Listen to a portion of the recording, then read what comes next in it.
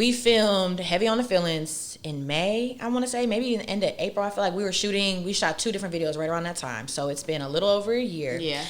Literally, in that moment, I feel like it was just crossing things off of a checkbox. But I thought that if I kept pushing through, everything would just align. And what I've been realizing in the past year is pushing through and hoping to get to that destination, and things will get better once you get to that destination, really removes so much of the beauty and joy from your life.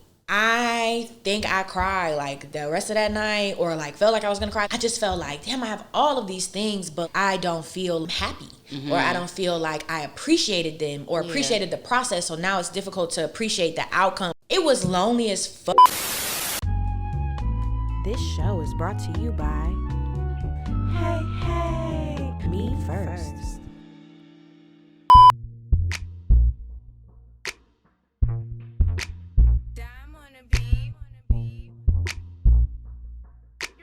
Heavy on the field with Aaron Nay. We're working on his healing. You know we're glowing and it's giving. Tell me, can you feel me? You watching Heavy on It the be heavy on the feelings. I woke up. Hey y'all, come on in. Welcome to Heavy on the Feelings, where we talk about all things feelings and what's been heavy on them. I'm your host, Aaron Nay. I'm the homegirl that you see every 2 weeks, catch up on the phone with, and it's just locked in for hours. When it came down to choosing the guest for this episode, I really wanted to be intentional about who should be here. It's the first episode. It sets a precedent for what the show is about, and it came back to me thinking about, well, who did I choose for the pilot? Why did I choose them? And when I thought about why I chose that person, it made all the sense in the world to me to invite that person back to do the first official episode of the show, because we're going to be able to talk about the last year of our life, what has been happening, what's been going on, why we paused, all of those things. And this guest is also one of the sweetest people that I've ever met, like spirit, one of the sweetest souls that I've known, and she's known affectionately as your favorite homegirl. You know how every time you talk to someone and it just feels like you leave them feeling fuller and happier and lighter than when you came to them? That is her. She's also the founder of Ghetto Mantras, and that's a brand bringing you Black genius and self-care right to your doorstep, okay? So without further ado, I bring y'all the baddest mantra spitting, care package delivering person I know, Shay. Oh, hi. Hey, everybody. Yes. Pose for the camera, okay? Click, click, click. I was about to put the middle finger up. You could do that too. Oh my gosh, so I feel so grateful and honored that you're here. You're in town for a very special event, and I feel like, wow, you chose to spend some time with me. Of course. A year after I already asked you to spend some time with me, you came back. You can get my time. Wow. Talk to me a little bit about what has been going on in your life the last year. Because the people at home, if you're listening to this now, you'll be able to go on YouTube and watch our pilot episodes. So you'll be able to see, it'll only be on YouTube, what we were doing a year ago, how the show even looks a little different than it was, and what we talked about. But now, it's 2023. It's the summer of 2023 almost, okay? We're just different people. I'm about to be 30. I'm rounding out my 20s. Like, I'm just different. So what's been going on with you? Ooh, what's been going on with me? Everything. I think when we met the last time, we kind of already pre-talked about this, as folks do on these kinds of shows. I think I was in the middle of a spiral. Whew. And I didn't know I was in a spiral because I'm not like, I'm not a spirally girl, Feel like I keep a pretty good grip on things. But baby, I was in a spiral and did not know it. So now I'm not in a spiral, the line is straight. It's not doing this. It's just you was cruising. tornadoing. You know what I'm saying? Like this. Like, take your shirt off and twist it around your head. I'm not doing that. I'm going right here. Just straight now. So what were the things that either put you in a spiral, or how did you realize you were in that spiral? Because I've also probably had 17 spirals since then as well. So I would love to talk about that, because oftentimes we don't realize that we're in the middle of spiraling the fuck out. I know I deal with my depression and anxiety, so like sometimes I don't even realize until I'm coming out of it that I had been depressed for months, or all over the place for months, or feeling anxious. What was that like for you? Well, I think that the main thing that I'm learning as I'm getting older is it's like you just need different tools at different stages in your life, right? So I've been reading this book. I call it Toxic Positivity. It's not called that, but that's what I like to call the book, by this woman named Cy Wakeman. And she really talks about like having the tools you need to deal with certain situations at certain times, right? And back then, last year, I didn't have the tools I needed, and I didn't have the ground that I needed to experience what I was experiencing emotionally. And I'm grateful that even though it wasn't the best time, I'm grateful that I got to go through it, because now if it came again and it came stronger or heavier, I would be more equipped to handle it. It was just a lot of issues around my marriage, what I wanted to do with my kids, and I'm not going to get too deep, but just my marriage, my kids, and how I was feeling, how I was feeling about how I showed up, right? And it caused me to spiral. And normally, like I said, I got a good grip of how I feel. I don't really share how I feel, not because like I'm keeping it inside. I like to deal with my things, and then I say, okay, now I can share, because now I can deal with it. Whoo, yeah. I feel like I'm having a very similar experience, but what I've been learning in that experience is, in that spiral, is that if I don't share with people what's going on while I'm spiraling, if I don't challenge myself in that spiral to share with what's going on in that process, then I feel and have felt very vulnerable in like sharing after it's done. Like, okay, y'all, I was going through that. Oh my God, it was stressing me out. Like, that's the thing. But I'm learning that like if I wait to that point, I don't let people in. So now it's like I'm almost catching everybody up on what happened, instead of like, hey, I talk to my homegirls every day. Let me bring you in on how I'm feeling every day. Like, I need everybody's help. I need everybody's support. I need everybody's ear, in the same way that my friends are expecting that from me. And that has been a game changer for me. And I still want to share. Like, I wouldn't go on necessarily on Instagram and just share with everybody. But right. Like, my homegirls. Oh, yeah. I have to bring them in on that process of the spiral. Not necessarily so they can heal me, but because I don't have to go through that alone. Yes, well, it's my homegirls knew. Okay. My homegirls knew, and if like I have an infamous group chat. It's called the Summer Friends. And we all got little suns tattooed on us in different spots. But my homegirls knew. But I'm in an interracial marriage, and nobody else is in an interracial relationship. And I've been with this person for almost 10 years of my life. And so nobody could help me deal with that, right? And so we're good now, like really, honestly, and truly, things are good. And I'm really happy. And I just got different perspective on some things. And just like I said, different ground on how to handle some things.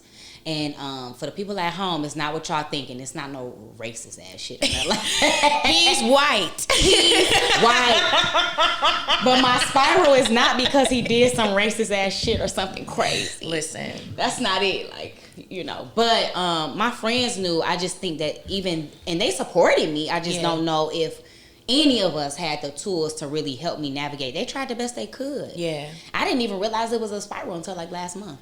I was like, oh, I had a little spiral. Yeah, it's all good. Spiral. Now, in hindsight, recognizing that you're in a spiral, what were some of the like warning signs or flags that should have said like, hey, I'm in a spiral right now? Because I consider myself to be like more sturdy, right? And I wasn't. I'm more sturdy for folks, and I just wasn't. Like available, dependable. Yeah. Okay. And I just wasn't. You were at capacity. I was not only at capacity, I just didn't know how to do it. I didn't know how. I didn't know how to talk. I didn't know how to even like forgive in that moment. You know what I mean? Like, I didn't know how to navigate. I didn't know shit, and nobody else did either. How did you figure that out? How did you I figure got out a bad. your My things? therapist, he out cold. That's number one. Therapist in prayer gonna do. I pray a lot. 100 every time. I pray a lot, but you know, the feelings just felt like the end of the world. Like, I just was like, this shit feels like the end of the world. what is going on. It just felt like the end of the world, and my therapist helped and time helped. And keeping shit to myself helped, because once I know how I feel, I have an Aquarius moon. Shout out to the Aquarius placements. Okay. The air sign I'm placements. an Aquarius. No, am I Aquarius rising now? Okay, I can't remember. I think you I told was a me about Capricorn this. for a minute, and then when I redid my not you did A-Town down. You an but I'm an Aquarius moon, right? I'm an Aquarius rising. Okay, so for me, I do like to think things through. That's my process. Yeah. It's not good or bad. It's just my process. I need to be able to see it all. I need to understand how I feel before I can tell anybody. Because if you start telling me how you feel, then I'm gonna say, damn, I feel like that. When really that's not how I feel. Yeah. So I am a person that I need to take my time. I take my time. Period. So once I took my time, thought about some things, got some new perspective, and just kind of like went to a therapist, because professional help matters. I mean he on deck anyway. He released me last year after everything was like, I think you're good. What you mean? Yeah, he said come back when you're ready, but you're good. I need to see you I need to maintain. What about sustainability? No, once I got through it and once I got a good understanding, you was good. I was okay. But he was like, girl, you don't need to see me. Yeah, bad white boy. He said you already knew. You already knew what you need to do. Here's another thing. My therapist is white. And he a man. Do he date a black woman? Because that would have been perfect. I don't know if he is he may be queer. I'm not sure. Happy Pride. Happy for your pride. I'm not sure.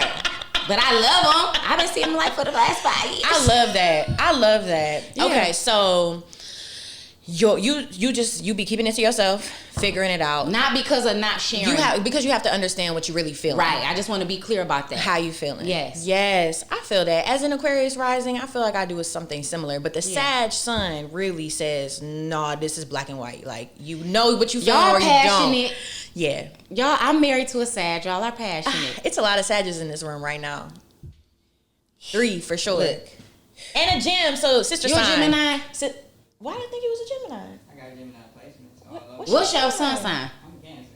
Damn, that's right. Sweetie. So I want to talk about the last year and where I was. Mm-hmm. So we filmed Heavy on the Feelings in May, I want to say, maybe in the end of April. I feel like we shot 2 different videos right around that time. So it's been a little over a year. Yeah. Literally in that moment, I feel like it was just crossing things off of a checkbox. Like, have to do this. I said I was going to do this. We doing this. I got my team. We got this. Would you say a work kink? I do have a little work kink sometimes. I see that on there. I be calling it work horny. I'm like, this is making me work horny. Like, I'm excited. I see that. So, but in that moment, I wasn't there. But I thought that if I kept pushing through, everything would just align. And what I've been realizing in the past year is that pushing through and hoping to get to that destination and things will get better once you get to that destination really removes so much of the beauty and joy from your life. Like, me being in that season, I was miserable looking back. Like, I wasn't sharing with anybody about what I was feeling emotionally, how difficult things were, how scared I was, that people wouldn't buy tickets or wouldn't show up, or just all the small shit that I'm like juggling. I'm not from Detroit, so I am throwing an event. This is your home. Thank you. Thank you. I have been titled honorary D girl a couple times. Girl, yeah. So thank you. But I just didn't know. Also I was asking for like $75 a ticket. I'm like, times is hard. Is people even gonna pay that? But we ended up selling out tickets. It was a beautiful time. But wrapping up that night, I think I cried like the rest of that night, or like felt like I was gonna cry the next day. I felt so lonely. I just felt like, damn, I have all of these things, but like I don't feel like I'm happy, or I don't feel like I appreciated them or appreciated the process. So now it's difficult to appreciate the outcome because I did not appreciate the process. And I feel like in my mind, I'm always like, once I get to that outcome, I'll be happy. Once I get to that thing I'm working for, everything's gonna be okay. I have this, I'm going through the motions. We gonna be all right. But then when you get there, it's like, oh, this is not as fun. Like, people are celebrating me, but they don't really know. Like, I need people to be, like, emotionally invested. Yeah. It's like, you're here, but you don't really know what this took for me to get here. Even people on the team, it's like, I'm sharing this with them really for the first time in the last couple of months. Yeah. Like, it was lonely as fuck for me. And that kind of, like, I feel like that loneliness really stuck with me through the end of the year up until the beginning, maybe around like January or February. Mm-hmm. And it got to a point where I was like, I got to start telling my friends, like, hey, this is what's going on. And a lot of my best friends don't live here. Right. So one thing that I had to do was like, okay, y'all my best friends and y'all live far. I need to talk to y'all more frequently. Like, that's a requirement. We cannot wait 2 weeks to talk. Like, y'all my best friends, I need to talk to you every other day, every day. Ooh. If it's a phone or a text, like, I'm okay with that. But like, that's a thing, that's a requirement, because talking to you every 2 weeks or once a month or even in text doesn't allow me to be emotionally vulnerable in the ways that I need to bring y'all along and to really be here. Like, I love y'all and I'm vulnerable, but I'm learning I have to be vulnerable in that process, and not just, I went through that, let me tell y'all. Because in that time, I had been telling people, like, I'm so vulnerable, like, I can share. And it's because I was sharing in hindsight. Mm-hmm. It's easy to share in hindsight. Right. It's easy to bring people along in hindsight. And I think that's created some really good bonds. But even since January, like, me and my friends have gotten closer. Mm-hmm. I've built friendships locally, because that was something else I said. I need to have friends in the city who I can pull up on and talk to and cry with, and not just on the phone and far away. And so now I have friends where I'm like, oh, and friends that I already had, but just like, hey, I need this a little different. Yeah. Like, I need you to be supportive a little different. And I have to, y'all didn't do anything wrong. Y'all was making space for me how I wanted to show up. I'm learning I have to show up differently. I'm learning I have to request things differently. I'm learning it's not needy to say, hey, friend, we're friends. We've been friends for 10 years. Can we talk every other day? Girl, first of all, you said 3 things that I like. So the first thing you said, you're talking about your friendships, right? You don't want to hear about my codependent friendships. And I don't care if it's codependent, and I don't care what nobody got to say. I don't think it's codependent. We talk every day. What's wrong with that? Me and my best friend literally talk when we wake up. We might talk on a lunch break, and then we talk at night. What's wrong with that? We FaceTime 3 times a day, and then we constantly text. That's your rider. Codependent, I don't care. But, you know, that's how we keep it intimate since I don't live here. So I'm going through the same situation in reverse. I'm from Detroit, but I live in Milwaukee, got married. My husband got a good job, and that's just what it is for now. I do plan to come back at some point, but it's just not right now. Yeah. So Milwaukee is my home. Detroit is my home, but Milwaukee is my current home. Yeah. And I did have to, I stopped being miserable when I found some friends. And it's been so beneficial to me because, like, I don't even need to pull up and cry on them. I just needed a little bit of community. That's it. We thrive in that. And one more thing you said, what I thought was beautiful, was you kind of talked about, like, the process. And I think a lot of people lose what we really supposed to learn. You don't get what you learn by going straight to the destination. You get what God needs you to have by going through the process. And nobody else can, like you were saying with your husband, none of my friends could help me with that. Nobody, not for real. Because they are not going through that process. You have to go through that process to get everything you need out of it so that you can have your tools. Yeah. But we just be head down. You got to start thanking God for the bad shit. You got to start thanking God for the lessons. Unfortunately, and that really takes some maturity, but you got to start saying, whoo, this I had to go through. I'm glad I did it. I'm glad that we went through it then. Now, you know, I don't have to go through it now, or if I do, I'm prepared. Or I needed them lessons. You always need it. Or I need them skills, right? So I left a job a couple months ago that I absolutely hated. It was having the worst time of my life, and what I ended up getting out of that job was marketing skills I did not have. Marketing, like technical skills, like this is how a spreadsheet needs to be looked at if we're looking at data in this certain way, or if we're thinking about contracts for influencers, this is what's par for the course. Like all of the digital marketing experience and skills that I needed and could have taken a 6-month course for, or even an intensive course for, I got in that job. Wow. I hated it every day. And now I just soft accepted a job offer yesterday, and I will be doing like all of that work, but for a company that like I'm very excited about working for. I've been a fan of for years. Like it is it's so fucking exciting. And so I had to thank, literally last night. Congrats to you. Thank you. Literally last night I had to thank God for that job, because in that moment, I knew that I was there, but that's still the thing. I was still in the just getting through it, because sometimes it shit be feeling like fucking grunt work. Life be feeling like grunt work sometimes. It is though. I just nose down, I just gotta get through it. And I feel like in that job, I kind of knew I needed those skills, and I was advocating to be in certain meetings that maybe I didn't really need to be in, because I knew I wanted, there was something for me there. Yeah. And leaving that job, and 3 months later getting an opportunity of a lifetime to do all of those things that I already did, plus the skills that I learned from that job, I'm like, I needed that. I needed that. And I also needed that to see, this is what you never want to experience again, because sometimes you don't know till you know. You don't know until you know. So I've been learning a lot of that shit. You never know until you know. You actually never know till you know. Until you know.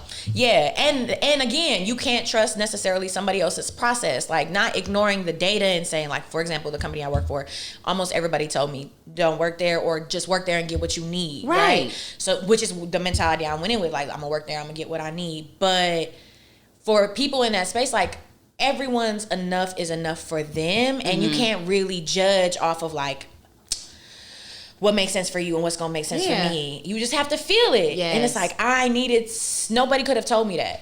I couldn't have got what I wanted to feel in a work environment, for real. I couldn't have got how I want to be valued and how that actually feels, and I wouldn't have been able to articulate that outside of these are my technical skills. Yeah. So. Well, I'm glad you took some steps. Yeah. I'm glad you recognized what you needed to let that thing go and to usher something in new. It's brave to quit a job. In this economy? Okay. Listen. Joe Biden. I have a testimony, honey. It is. Okay. Girl, cereal $10 a box. And you quit.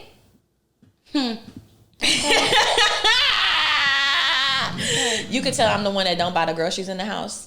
I don't either. I buy them as far as go pick them out. I'm not buying no groceries. I'm buy groceries. I've been to the grocery store maybe a handful of times in the last few months, and every time I'm in the grocery store with my girlfriend, I'm like, "You are rich." I really flat out. She laughing in the corner shout out to our rich walking around the grocery store bitch, you are rich. You pay for this? I know. This how much steak costs? Yeah. Damn. I love that. I love to have I love dealing with a rich. I love dealing with a. For real. Hey, I'm living a good life. The price of things is going up. Yeah. So just the experience overall of entrepreneurship is an interesting bag. I'm waiting on an invoice to clear right now. 2 invoices. I have a net 30. I'm waiting on the cash. Which I'm when did y'all actually start processing the net 30? When I sent the invoice, when how many more days is 30? Come on. And then I have a client who hasn't paid her invoice, and I'm just you ain't got the time, or you ain't got the money, I ain't got the time. So you got to pay the funds. You have to pay. And so being an entrepreneur right now is really, really, really hard for me. And I'm grateful that I have the opportunity to now go back to a 9-to-5, have some security, but also actually get to do what it is that I love and care about and keeps me up at night. The work kink, okay? Yeah. Because I'm You know what's funny? I love my job too. I love my job. People say, "Oh, do you want to move up and do this?" I was like, "Girl, I love what I'm doing. I love what I do." Yeah, and when you love what you do, you don't have to look for anything else.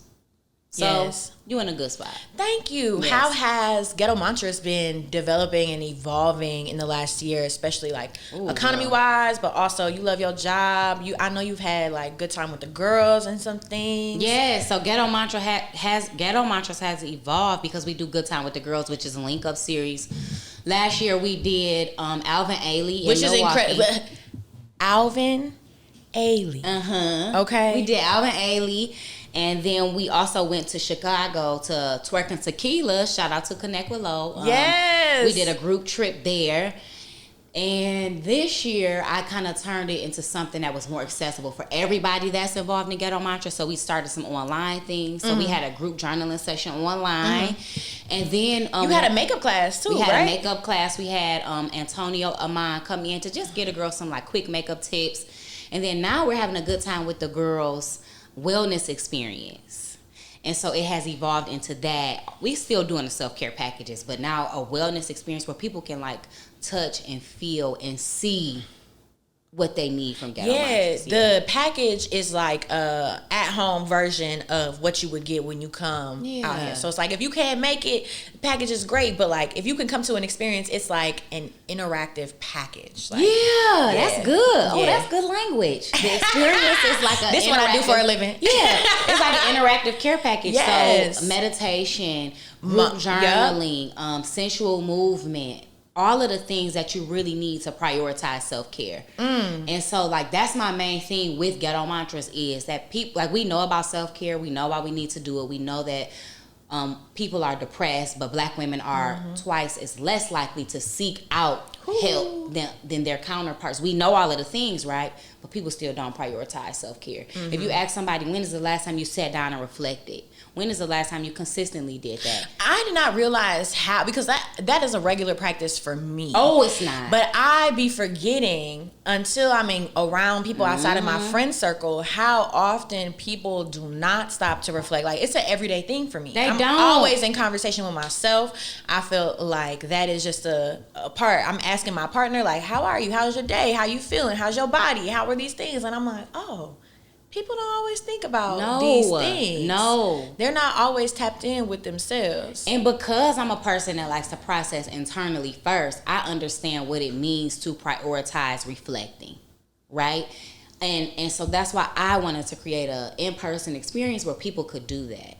Prioritize the self-care. Like, it's not a trend for us. We can't do that. Y'all come get in, have a good time, and then, go on about your day. Yeah, and I feel like the community aspect is the most important part of Ghetto Mantras. It's like self-care, Black genius, but also it's like this level of connection to our sisterhood in a way, just like how the mantras are written, the tone of the packaging, like the tone of your videos on social.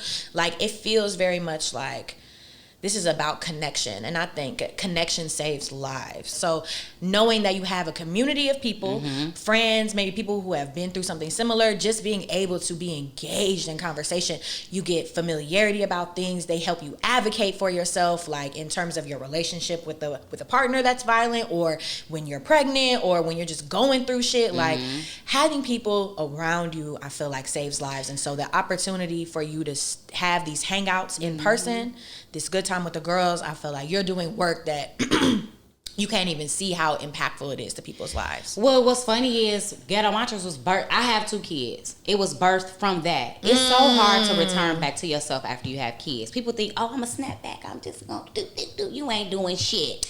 You are not doing a goddamn Sit your ass down. Hey, I got 2 kids. I had my first kid when I was 18. And I even had to return back to myself then. It was a lot easier. I had my second kid when I was 27. It was harder to return back to who I was. The very first mantra for real that I had was, don't forget to be a bad bitch. I was saying that to myself because I was like, girl, what the fuck is going on? Like, you know how you look. You know who you are. This is like the image is not matching up with the inside. Don't forget to be a bad bitch. And I literally was telling myself, like, okay, don't forget to be a bad bitch. Don't forget to be a bad bitch because I'm a bad bitch. Yeah. And motherhood sometimes will make you forget. So that's kind of like how Ghetto Mantra started. And I do think it's important for people that are finding that journey to return back to themselves. Woo! In all capacities. That's what I love about Ghetto Mantras. It's like it helps you return to yourself wherever you're at in life. Whatever you're going through, this is a moment. Reflect, get some loving with those mantras, and then go about your business. Yeah. Keep going about your business. And being and will and do. Flat out. As I've been on this like hiatus from Heavy on the Feelings for a year, I've also been on a hiatus from social media, like explicitly posting on my timeline. You have not been on social media a lot. Ghost. I have been a ghost. I've just been like in my stories. I haven't been on TikTok. Like after Heavy on the Feelings, I was like, I just need a break. I posted for my birthday because that's like obligatory. Like, it's your birthday, you gotta post. But I've just been a little MIA and ducked off and just being to myself and seeing like, who do I really like engaging with? Who really engages with me on and off social media? What am I interested in putting out there on social media? As I've been trying to figure out how to come back to the internet, what that feels like for me, I've just been navigating like what is my true voice and how I want to be represented, how to remain authentic. And you do that with your videos. So when you're doing those videos, how do you stay in a place of like, I want this to remain authentic? Like, is it always first take? Like one take, Drake, all right, boom, this is how I know it's gonna be authentic? Or do you try a few times? Are you in that space of like, hey, maybe I'm not feeling it, so this is feeling a little performative, like not posting this? Because I feel like when I watch your videos, they always feel like I'm talking to you. I'm at home in my kitchen. Yeah. I'm on my front porch. And I had to, so like, Instagram is an interesting place, right? You got the aesthetic girlies. You got people that just pose like and then you got people that's in the middle. I would say I'm in the middle, right? When I first started doing this, I wanted to be aesthetic, right? Because I'm attracted to that. It looks good. It's cute. It's cute. Oh my God. And then my best friend was like, girl, you gotta let that go because it's holding you back from really getting out what you need to do. So I was like, fuck it. I'm not doing nothing aesthetic. I don't have a set. I'm putting my camera on with my favorite filter.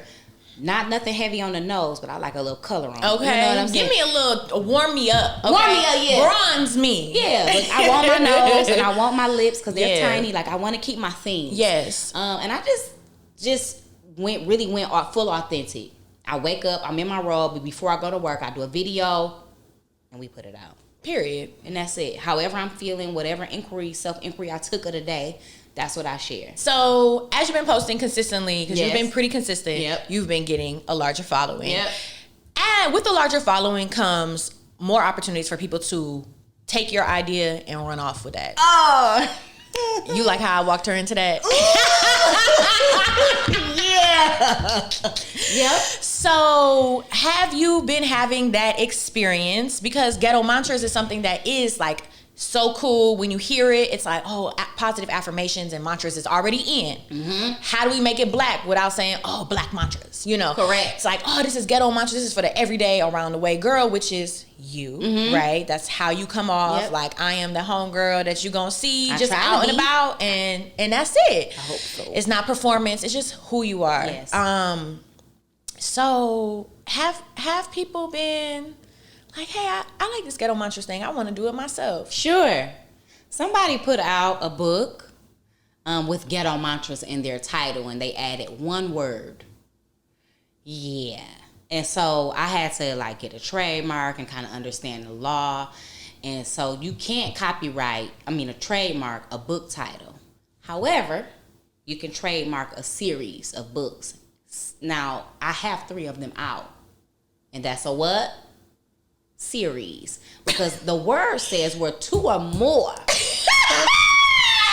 are gathered. Hello? That's what the word said. Hello? So since now I have 3 books, it is a series. Somebody has, and I wouldn't say that they tried to copy the mantras, like the inside content, but it's the same size. But the branding. It's the same size of my book, and it also has the same title as my book. And with a way larger following than me, and decided to put it out. And, you know, I was so mad at first. I was like, oh, what? I'm trying to get my stuff off the ground. I'm trying to do this and I'm trying to do that. And it's just like, now after like talking with a lawyer and kind of understanding that process, I reached out to the person, asked them could they take it down. They said, well, we can collab. To anything else, take it up with the lawyer. You gonna collaborate on my idea? Yeah, they said we can collab, take it up with my lawyer. I said collab. I didn't say nothing. I actually didn't respond because Cause what? I'm not collaborating on my shit, number 1. Number 2, I'm not talking to your lawyer because you know. And this person has been accused of this before. Yeah. But it's like I'm what's for me is for me. Gotta be. And, Always. And what's for me is for me. But even this is a opportunity for you to learn how to protect your intellectual property. Yeah, better that's moving forward. it. Well, you know, too, like, so, I think you all know, like, one of my best friends, shout out to Charity. I just been saying best friend, but shout out to Charity. We talk about this a lot. She's an artist, and artists get inspiration and essentially take from other things, right? And your stuff will be stuck. If it's good enough, somebody gonna steal it. Yeah. Know that. Yeah. So It's gonna be on SoundCloud for sure. you know, but I think it's about taking things gracefully. So if somebody wants to do Ghetto Mantras, do Ghetto Mantras. Just don't do word for word, bar for bar. on my shit. Use it as an inspiration. That's okay. Because Yeah. I was inspired by if you want somebody. to go word for word, bar for bar, collaborate. Yeah, because we like, can do that. But people are inspired by things all of the time. Yeah. You know, I don't want to have that much ego I don't want to have that much Absolutely ego. not. You know what I mean? heavy on the feelings exists because even in our PR stuff, I say that I love Tap the Brown Show. I say that I love Drink Champs. I say that this is referencing Paris Hilton had a Netflix cooking show that was shot really beautifully. So it's like this is not nothing comes just from your own mind. Like we're seeing things, we're constantly influenced. But when you have been influenced so much that you would take word for word what I have created, then that's beyond influence, and now that it is copyright infringement. So you're getting that protection. So now you can serve papers when and where needed, because that says people want what you're doing. You got what you got to a place where people are like, this is so good, I need it. It's a difference between proper nouns and just regular nouns. Capitalization and things. The people have to know their English. I don't know. You are so silly. So as you are experiencing this and just moving through life, shit be happening. What's keeping you centered? How are you staying grounded? As you're saying, you coming out of this spiral, what's holding you down? So my gratitude list is keeping me grounded. You know, just being thankful for every speckle on my body. Every little thing. Grateful for the lessons. Grateful for the blessings. I'm grateful for everything that I have had to go through. I can't say that I've necessarily liked it, but I've learned to start calling things, because of my toxic positivity book, unpreferred realities. Ooh, I love that. This is just an unpreferred reality. Toxic positivity is so fun. It's so fun. I love it. So what's the mantra right now that you are loving, saying every day, filling your space with? I am who I am for my own good. I really am who I am for my own good. Like, I was talking to, again, my friend, as you know, she just gonna be brought up all the time, girl. We talk like multiple times a day. And I was like, I've always been this girl. Who I am, I've always been. Always been who I am becoming. I already am. I've always been this girl. I've always been, everything about me has always been the same. I just navigate differently. But I've always been the same. I've always loved people. I've always, tried my best to help and bring good energy. Mm-hmm. I've always, if I get frustrated and lose my patience, I'm sharp. And I had to be honest about that. Same. I've always been that girl. I just always been who I am. And so I know that I am who I am for my own good. And that keeps me grounded, because I don't feel like I need to keep doing, work on myself. Because if I don't tell myself that I am who I am for my own good, you always feel like you need to be fixed. I won't be satisfied. Yeah. And I really want to strive for as much contentment, and I don't want to suffer. Oh, that's what I was going to say earlier. Gratefulness, and the way I'm doing gratefulness now, it just leads me to less suffering. Right? If I determine things as an unpreferred reality, I'm less likely to suffer. That's what I'm saying. People be in their head all day beating themselves up, and it's like, you could do that. Yeah. But the problem's not going to go away. Right. Whatever it is that you're upset about, it's not going away. Yeah. So while that is throwing you off your block a little bit, yeah, it don't have to keep you there. No. You know what I'm saying? You Yeah. could be, this irritating the fuck out of me. I need 5 minutes. All right, cool. I know I need this. This is happening, and I'm going to move. I can keep moving through life how I need to move, and that's enough for me. Yeah, like you can stop calling your boss a micromanager. My boss is a person that likes more detail than I actually like to give. Because if you keep affirming a negative reality, it's just gonna keep feeling negative. It makes it worse. And if you can just own up to people are who they are, yeah, that's it. Yeah. And then you can decide you don't want to work with that boss and get the fuck on. Yeah. Because you are who you are. Yeah. That's it. So as our listeners are streaming this, I want them to leave with a few takeaways. We're going to create them together. Okay. So thinking about our episode, what do you think the takeaways are for people at home? If you are a person like me that likes to hold things in and process internally, even though hindsight is always 20/20, be grateful that hindsight is 20/20 and that you can recognize, hey, I was in a spiral last year. Now I'm kind of better. But take away that it's okay to process how you process, and everything is going to be okay in the end anyway. Yes, I would say that's one that I agree with. Like understanding that everything is going to be okay. And my mantra has been like, you have everything you need. You do. You have everything you need. I say that almost multiple times a day. Bills come in. I'm like, you have everything you need. What you need, you have. You don't have to ask. You want things. You want nicer But things.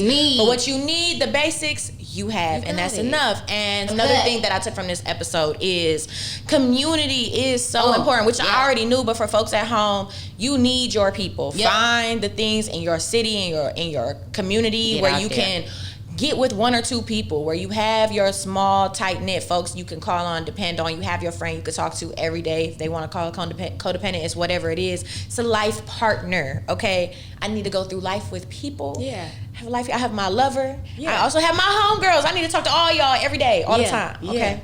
And then what else am I taking from this episode? I think I take Grace. Okay. Grace. You move with such grace. Like, even how you talk about things, it's so graceful. Thank you. And I feel like I'm going to take a little bit of that. I want to take away your bravery. I do. I want to take away your self-awareness and bravery, for sure. That's what I got. You talked about your experience with your job and how that led you to a new place, and how you understood what you needed to go through and how brave you had to be to do that. I just want to take that. Thank you, girl. Thank you. I appreciate that. So thank you so much, Shay, for being here. I have, as always, feel like I'm leaving this space feeling lighter, feeling affirmed, feeling loved. Same. You know, I'm grateful for you. Can you let the people know where they can find you?